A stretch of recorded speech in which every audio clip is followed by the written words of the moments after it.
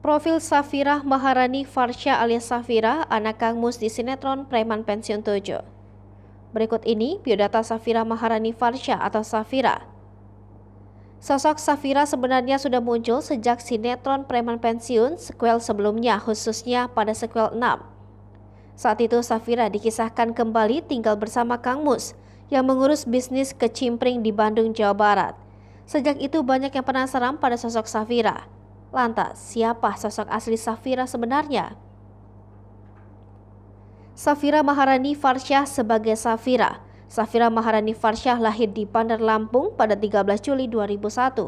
Saat usia 5 tahun, Safira ikut orang tua pindah ke Bandung, Jawa Barat. Karena tumbuh dan besar di Bandung, logat Sunda sangat kental pada dirinya. Ia lulus dari SD Negeri Tunas Harapan dan SMP Negeri 36 Bandung, dan saat ini tengah melanjutkan pendidikan di tingkat SMA. Safira kini tumbuh menjadi gadis remaja yang cantik dan manis. Ia sendiri menyukai style tomboy.